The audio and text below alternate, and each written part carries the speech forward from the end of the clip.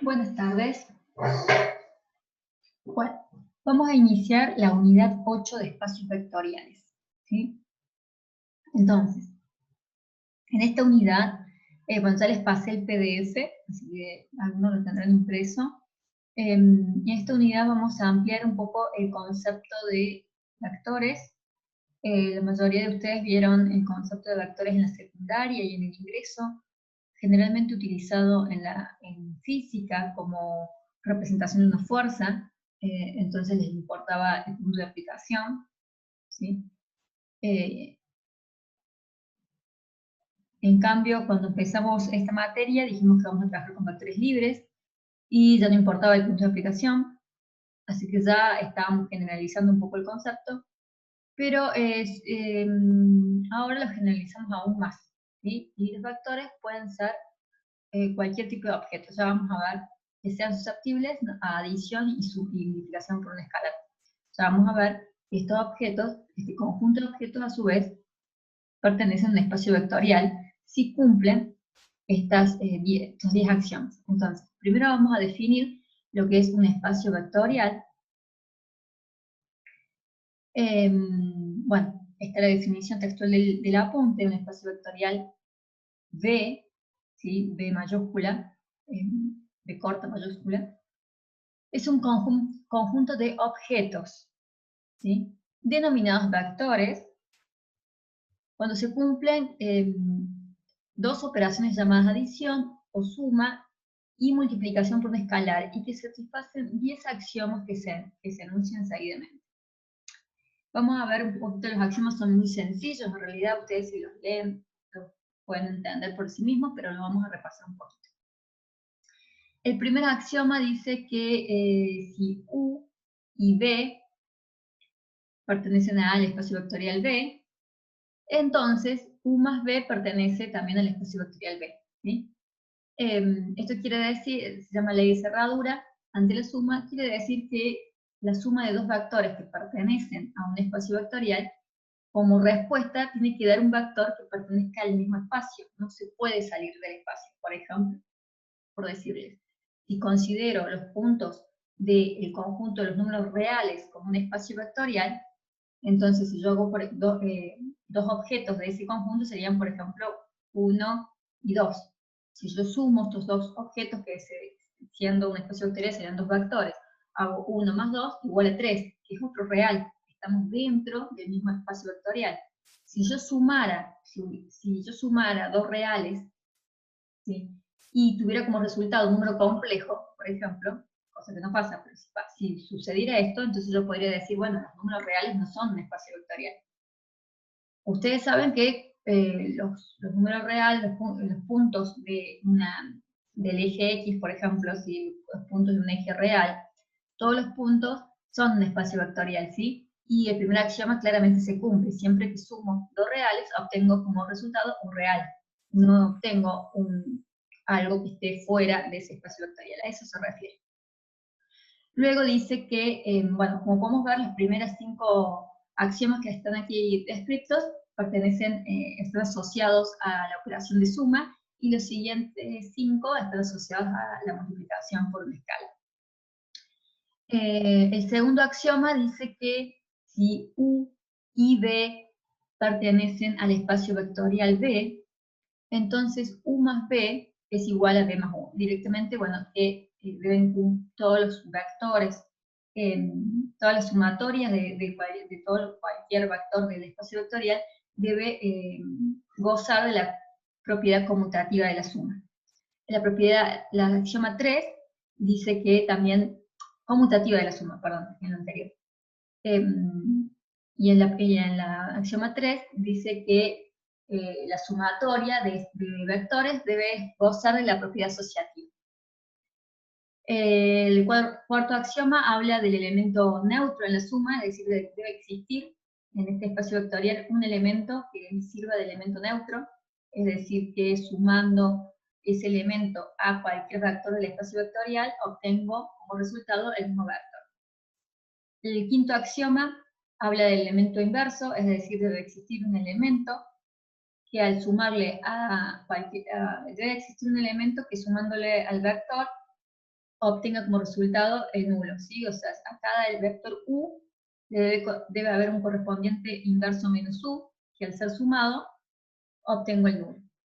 Los siguientes 5 axiomas corresponden, como les había dicho, a la operación de multiplicación por escala. También son bastante sencillos. El primero es que, bueno, si u pertenece a b y k es un escalar, entonces k por u pertenece a b. ¿Sí? Es decir, que multiplicar un vector del espacio vectorial b por un escalar, la respuesta o el resultado que obtengo debe ser un vector del mismo espacio, ¿sí? Esa es la ley de cerradura ante la multiplicación por una escala. El séptimo axioma dice que si u y b pertenecen a b, entonces y k es un escalar, debe gozar de todos los vectores de este espacio vectorial, debe gozar de la ley distributiva ante la suma de vectores, ¿sí? O sea, el escalar se tiene que poder distribuir en los vectores. El axioma 8 dice que si tengo cualquier vector perteneciente a este espacio vectorial y tengo dos escalares k y n, también se debe cumplir la ley distributiva ante la suma de escalares, ¿sí? Puedo distribuir el vector en una suma de escalares. El axioma 9, si u pertenece a b y, o sea, al espacio vectorial b, si el vector u pertenece al espacio vectorial b, k y l son escalares, también gozan de la propiedad asociativa de la multiplicación por escalares, ¿sí? Puedo asociar, es lo mismo hacer k por l por u que k por l y luego por u. Y la última habla del elemento neutro de la multiplicación. En todo espacio vectorial debe existir algún elemento neutro en la multiplicación, es decir, que cualquier vector del espacio vectorial multiplicado por este elemento dé como resultado el mismo vector. Bien, entonces, redondeando. Todo conjunto de objetos que cumplan estas 10 axiomas se llama espacio vectorial, ¿sí? Y esos objetos pasan a llamarse vectores. Estos objetos pueden ser, vamos a ver, pueden ser puntos, pueden ser los números reales, pueden ser puntos de un plano, puntos de una recta, pueden ser matrices, pueden ser polinomios. Acá les muestro unos ejemplos. Si ustedes ven en el PDF que les envié, hay algunas cositas que van a estar en esta diapositiva que no están en el PDF que les envié, porque por ahí son ejemplos y ejercicios prácticos que se los doy para poder completar los conceptos, ¿sí? Para que ejemplificar y se entiendan mejor los ejemplos. Pero ustedes saben que yo en el examen teórico no les voy a tomar ejercicios prácticos, ¿sí? Eso es para el examen práctico. Entonces, estos son, por eso no lo coloqué. Hay algunas cosas que van a ver en esta presentación de diapositivas que no están en el PDF, por el solo hecho de que son ejercicios prácticos que van a modo de ejemplo en la clase, pero que no son conceptos de estudio por ustedes. Son conceptos bien definidos que están en el PDF. Entonces, algunos ejemplos, por ejemplo, de espacios vectoriales, supongamos supongamos que nos preguntan si estos son espacios vectoriales o no. En el ejemplo 1 dice, bueno, el espacio P estaría compuesto por un solo elemento, que sería el elemento 0, ¿sí? Y nos preguntaríamos si es espacio vectorial o no. Si ven, es fácil ver rápidamente de que cumple con todos los axiomas, ¿sí? Porque 0 más 0 es 0, porque existe el elemento neutro que sería 0, que si multiplico 0 por 0 sería 0. Evidentemente, este es un ejemplo clásico de que este sí es espacio vectorial. Ahora, veamos un conjunto numérico de un solo elemento también, que fuera el 1. En este caso, con que veamos que un solo axioma, podamos comprobar que un solo axioma no se cumple, ya podemos decir que no es espacio vectorial, ¿sí? Para que se cumpla, tiene que cumplir todos los axiomas, sí o sí. Entonces, en este caso, por ejemplo, si queremos ver el primer axioma, decimos 1 más 1, sumamos el vector que forma este espacio vectorial, y que nos va a dar 2. Y 2 no pertenece a este espacio vectorial. Por lo tanto, ya vemos que el primer axioma no lo cumple. Por lo tanto, este conjunto formado por el elemento 1 no es espacio vectorial. ¿Sí?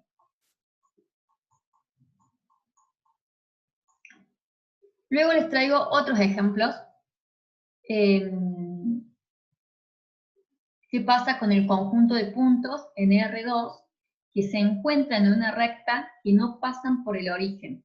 ¿Sí? Entonces tenemos que el espacio vectorial estaría compuesto por todos los puntos de una recta que no pasa por el origen. En este caso la recta estaría dada por la ecuación y igual a 2x más 1. Esto ya está plenamente demostrado. Si lo buscan en internet o en algún libro lo van a encontrar. Ahí, si quisiéramos demostrar cada uno de los axiomas, nos va a decir que no es espacio vectorial. No es espacio vectorial. Ya vamos a ver algún tipo, aunque sea una forma de verlo. No es espacio vectorial. Luego, acá tenemos un ejemplo 4. ¿Qué pasaría si nos preguntan si el conjunto de puntos en R2 que se encuentran en una recta que pasa por el origen? Entonces, en este caso nos está definiendo un posible espacio vectorial diciendo que está conformado por todos los puntos x, y, de modo que pasan por una recta y la ecuación de esa recta es y igual a 2x. Esta recta pasa por el origen. Este sí es espacio vectorial. Vamos a ver un poquito más de esto. Para empezar, podemos diferenciar los dos de que en este caso la recta al pasar por el origen contiene al par ordenado 0, 0. ¿Sí? Y recuerden que uno de los axiomas es que necesitamos un elemento neutro. Entonces el 0, 0 tiene que estar involucrado. Por eso es una forma de ver de que la recta, una forma sencilla de ver que la recta que pasa por el origen puede ser un espacio vectorial, y la recta que no pasa por el origen no puede serlo. Lo mismo pasa con los planos. Todos los planos, todos los puntos de un plano que pase por el origen conforman un espacio vectorial. En cambio, los puntos que pertenezcan a un plano que no pasa por el origen no conforman un espacio vectorial.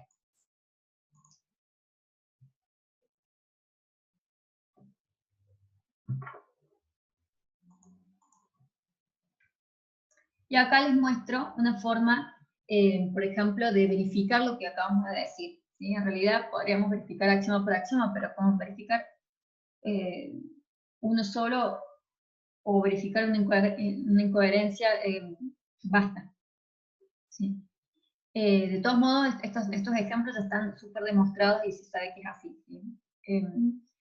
Por ejemplo, en el caso del conjunto de puntos de una recta que pasa por, que no pasa por el origen, esta que es y igual a 2x más 1, ¿qué pasa si sumamos dos vectores? Sumamos los vectores de este espacio vectorial serían los puntos x, y de esta recta. Entonces podamos tener el punto x1 y 1 y sumarle el punto x2 y 2. La sumatoria sería sumar las coordenadas homólogas. Cada sumatoria de las coordenadas homólogas me daría x3 y 3. ¿Sí? Pero esto está perfecto, esto lo sabemos todos, siempre es así. Pero ¿qué pasa si vemos de acuerdo a la ecuación que nos da? Y1 se obtiene reemplazando en la ecuación x1, ¿sí? Porque y1 es función de x1, y2 es función de x2. Si yo sumo y1 y y2 para obtener y3, ¿qué voy a obtener? Que y3 es igual a 2, x1 más x3 más 2. Y3, entonces igual, sabemos que x1 más x2 es x3. Entonces y3 va a ser igual a 2 por x3 más 2. Lo cual no coincide con la ecuación, porque la ecuación dice que y es igual a 2x más 1. Es decir, que si yo tomo un x3, voy a obtener un y3 igual a 2x3 más 1. Ven que la sumatoria de las coordenadas de dos puntos no es igual a lo que me daría si yo tomo la ecuación de la recta, es decir, no es un punto de la recta. ¿Sí? La sumar I1 y 2 me da como un 3, que no es un punto de la recta, porque no satisface la ecuación. Por lo tanto, ahí estamos demostrando que este no es un espacio vectorial.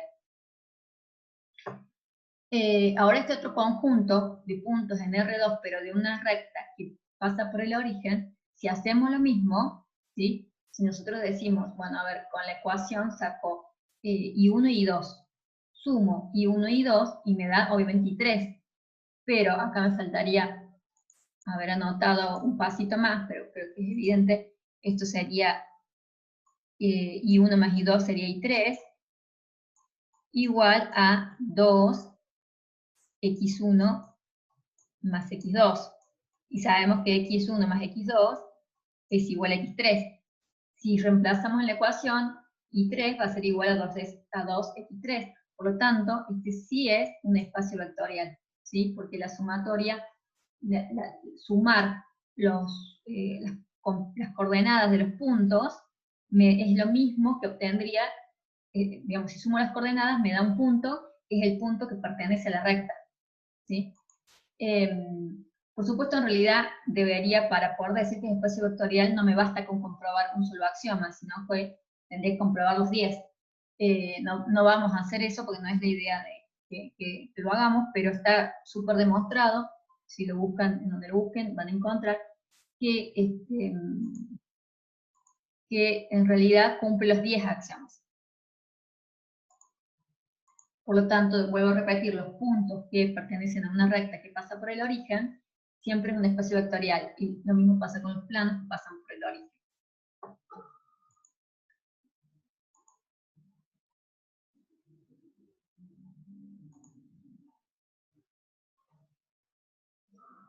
No me avisaron, pero no estaba grabando.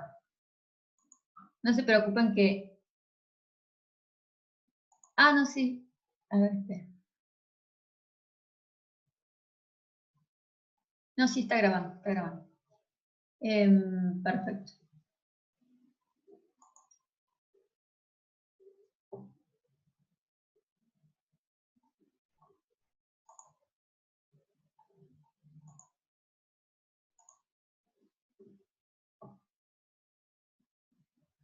Perfecto, estaba grabando, menos mal. Por un momento pensé que me había olvidado y dije, bien.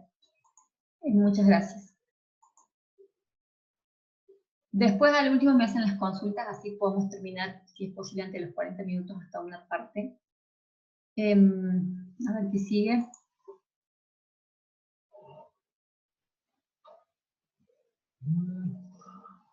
Vamos a hablar del concepto de subespacios vectoriales.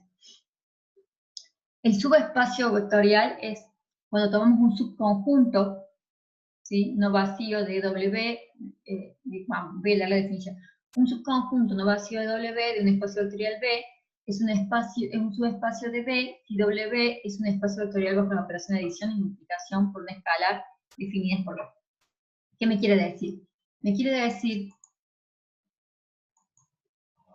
que supongamos que este es mi espacio vectorial B, ¿sí? Que yo ya es un conjunto numérico de polinomios, puntos de un plano, lo que fuera. Este es mi espacio vectorial B y comprobé que se cumplen los 10 axiomas y por tanto sé que es un espacio vectorial. Yo puedo tomar un subconjunto de este espacio, ¿sí? Que en este caso lo llamo W, y ese subconjunto va a ser subespacio si cumple también con los 10 axiomas, ¿sí? Bajo las operaciones de adición y multiplicación. Podría ser un subconjunto que no las cumpliera, entonces quedaría como subconjunto y no subespacio, ¿sí? Este es un ejemplo, por ejemplo, B podría ser R3, ¿sí? Es decir, todos los puntos del espacio son un espacio vectorial, ¿sí? Y W podría ser los puntos de un plano, Ahora, si este plano pasa por el origen, entonces W, ya dijimos, va a ser un espacio vectorial también. O sea, en este caso se llamaría subespacio de R3. Un plano que pasa por el origen es un subespacio, los puntos de un plano que pasa por el origen es un subespacio de R3. Ahora, si es un plano que no pasa por el origen, entonces los puntos de ese plano que no pasa por el origen sería un conjunto de R3, del espacio vectorial R3, pero no un subespacio, ¿sí? Porque no cumple con las 10 acciones.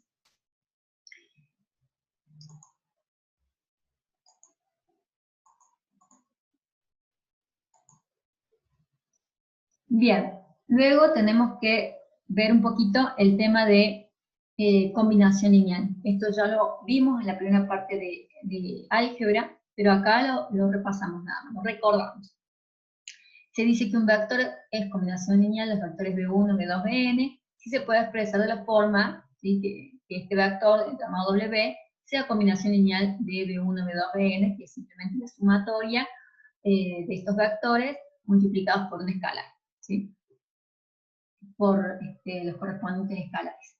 Esto es simplemente recordarlo porque lo vamos a utilizar, pero ya lo estudiamos y lo analizamos en la primera parte de álgebra. Luego tenemos lo que se llama conjunto generador de un espacio vectorial. ¿Qué es esto?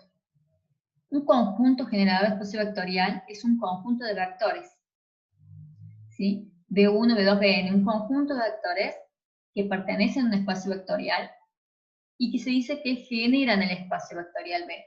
¿Qué quiere decir que generan este espacio vectorial? Quiere decir que con este conjunto de vectores, por combinación lineal de este conjunto de vectores, yo puedo obtener como resultado a todos los vectores que pertenecen al espacio vectorial B, ¿sí? Entonces, tenemos infinitos escalares y combinamos. Tenemos un conjunto generado. El conjunto de vectores sería B1, B2, Bn. Hacemos una combinación lineal de estos vectores. Los infinitos escalares, los escalares pueden tomar infinitos valores, ¿no? Distintos. Por cada valor que tenga de estos escalares, voy a obtener un vector distinto.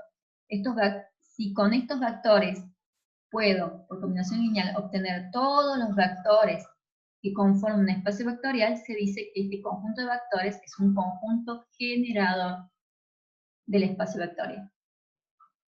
Ya vamos a ir viendo ejemplos de cada cosa para que les vaya quedando las ideas.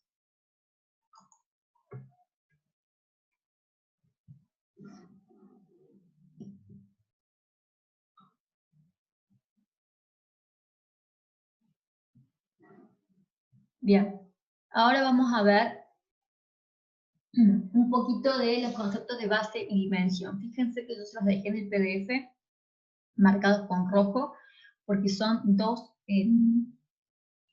definiciones que deben saber y tener muy en claro. La definición de base dice, fíjense que es similar un poquito a la de conjunto generador de espacio vectorial que vimos recién. Y quiero que sepan diferenciar uno de otro. Fíjense que la base dice que es un conjunto de vectores también. Es un conjunto de vectores B1, B2, Bn, ¿sí? Que generan al espacio vectorial B, es decir, lo mismo que eso quiere decir que cumplen con lo anterior, es decir, son un conjunto generador. Por combinación lineal de estos vectores, yo obtengo a todos los vectores que conforman el espacio B, ¿sí? Entonces yo digo que este conjunto de vectores, que en este caso lo tomamos S, generan a B. Hasta ahí sería lo mismo que lo anterior. Pero lo que hace que no sea un simple conjunto generador, sino que sean base, es que además estos vectores tienen que ser linealmente independientes. Condición que no requieren este concepto de conjunto generador. Yo acá decía que B1, B2, Bn era un conjunto de vectores que formando una combinación lineal de ellos podía obtener todos los vectores del espacio vectorial, ¿sí? Pero en ningún momento dije que estos vectores tenían que ser linealmente independientes. De hecho, puede haber una dependencia lineal entre ellos, eso no me interesa. Puede ser que entre B1, B2, Bn, B, lo que sea, puede haber una dependencia lineal, e igualmente, realizando una combinación lineal, genero todos los vectores del espacio vectorial B. Entonces son conjuntos generadores. Pero si hay dependencia lineal, no son base. En cambio, si esos vectores son linealmente independientes, generan a B y son linealmente independientes, entonces digo que ese conjunto de vectores es una base para el espacio vectorial B. ¿sí?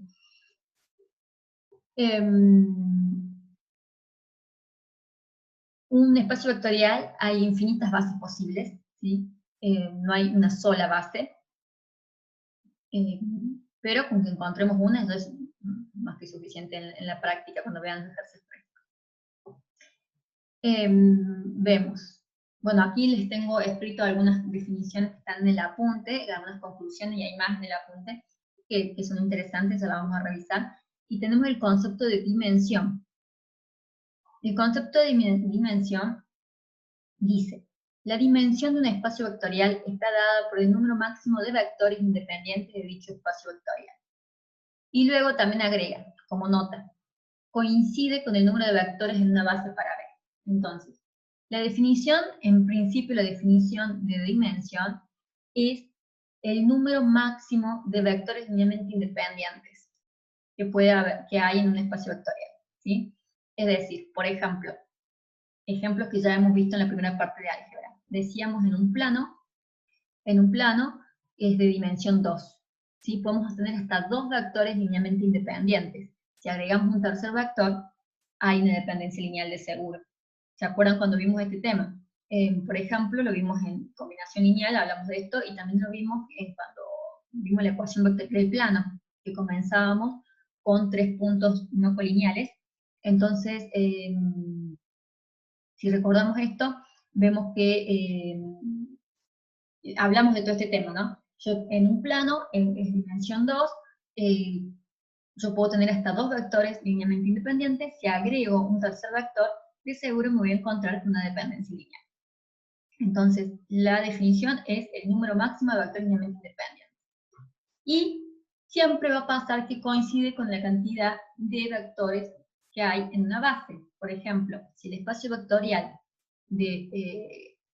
que me estoy refiriendo es un plano, entonces la cantidad de vectores base que voy a tener van a ser 2, ¿sí? Porque tienen que ser 2 vectores que generen el plano, y tienen que ser linealmente independientes, porque si no, no serían base. Y si yo agrego un vector más a esa base, entonces ya el vector que agrego sería linealmente dependiente, y ya ese conjunto no me serviría de base, ¿sí? Porque me limita la dimensión. Bueno, entonces quiero que relacionen, que sepan bien estas definiciones y que también su relación. Acá hay algunas cositas que dice que resalte del libro, del apunte. Ustedes pueden leer el apunte y muchas cositas más, pero todas estas cositas se basan en entender bien estas definiciones. Dado que todo conjunto de n vectores linealmente independientes en Rn generan Rn, podemos concluir que todo conjunto de n vectores linealmente independientes en Rn es una base para Rn. Luego, un ejemplo, en Rn se define un conjunto conjunto S formado por E1, E2, En, donde E1 es 1, 0, 0. Esto se le llama base canónica, donde todos los vectores son linealmente independientes, ¿sí? Bueno, acá es la definición de base canónica. Me parece, bueno, y este teorema es un poco lo que les hablé, un teorema que está en el apunte, pero es lo que les estuve diciendo. Si tenemos un conjunto B1, B2, Bn que es base, entonces si yo a esos n vectores le sumo otro vector, si yo tengo más de n vectores, ese vector va a ser linealmente dependiente. Bueno, estas son conclusiones que hay muchas en el apunte, pero que salen de poder entender bien estas definiciones de base, dimensión y conjunto generado. Bien, ya les voy a dejar hacer consultas sobre esto, así no se alteren. Vamos a ver un ejemplo. Un ejemplo. El ejemplo dice así, dice caracterizar un conjunto de W, de vectores B1, B2, ¿sí? Dice que genera un subespacio de R3, y me da los vectores B1, B2. Bien. Con este ejemplo, que es un ejemplo clásico de la parte práctica, van a tener ejercicios así en la parte práctica, quiero enfatizar algunos conceptos que vamos a hablar. Primero, hay una palabra que se utiliza mucho en el práctico y que es caracterizar. La definición de caracterizar que nosotros usamos es buscar condiciones de compatibilidad. Bien. ¿Qué me está diciendo este enunciado? Me está diciendo que hay un conjunto de vectores, un conjunto que le llama W, que tiene los vectores B1, B2, y me dice el enunciado que estos B1, B2 me generan un espacio vectorial llamado W, ¿sí? Y que es un subespacio de R3.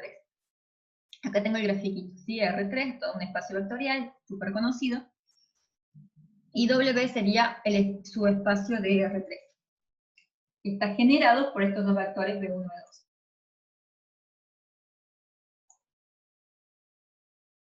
Bien.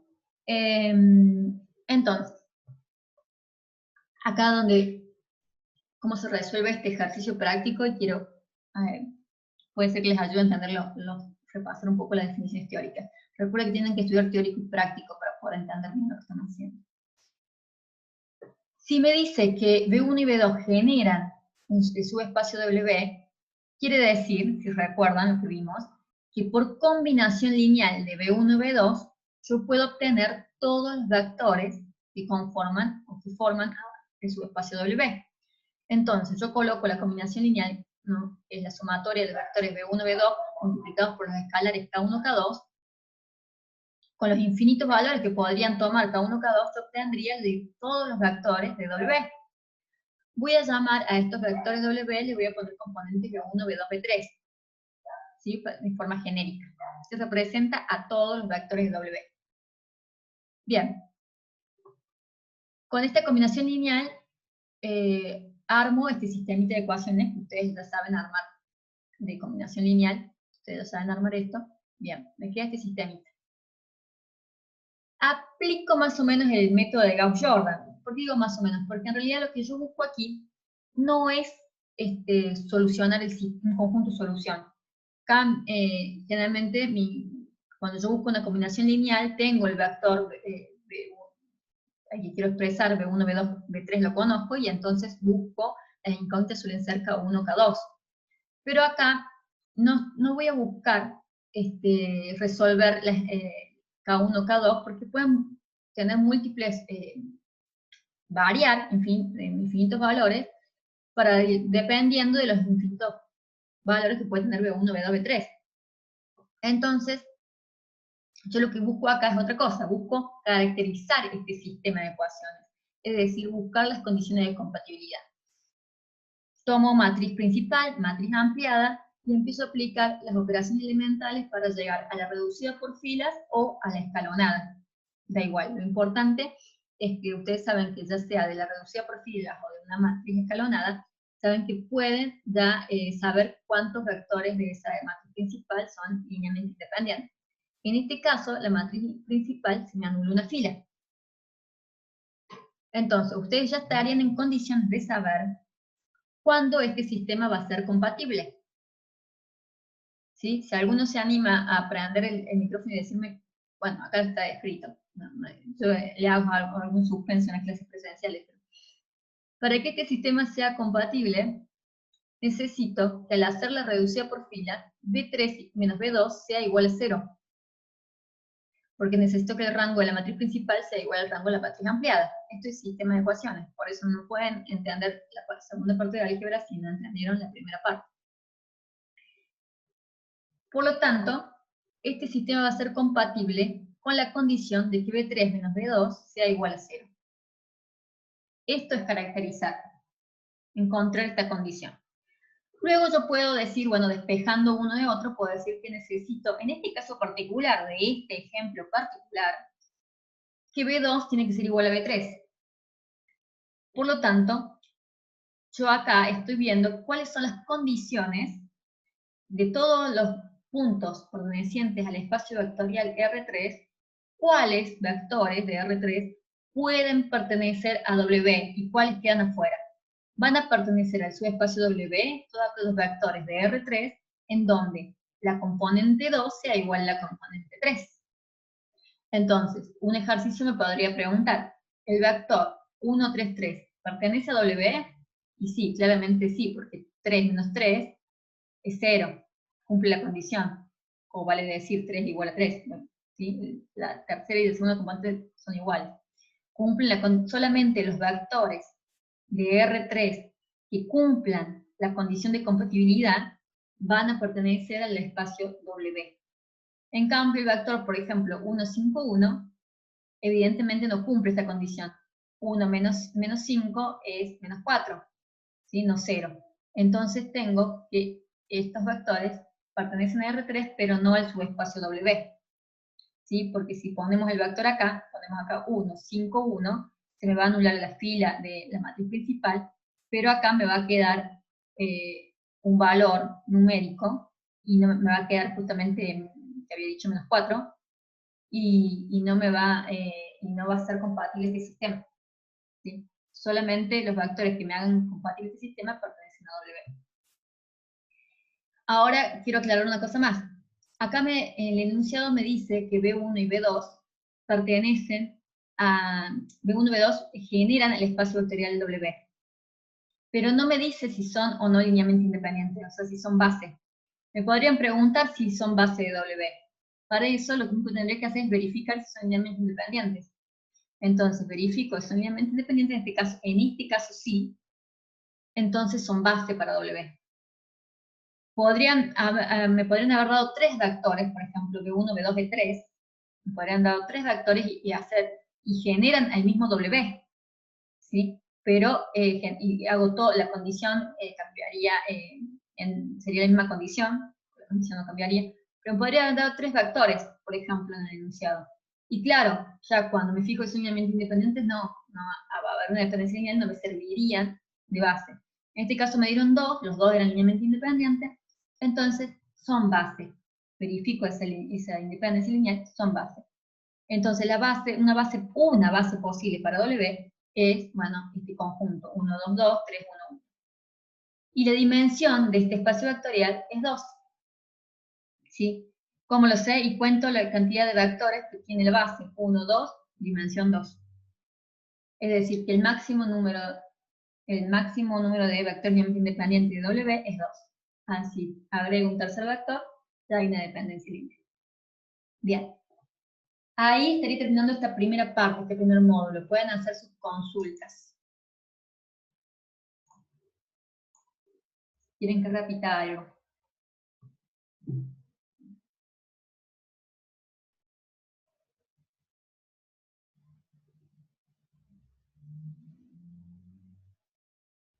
Me pregunta un compañero, para que exista un conjunto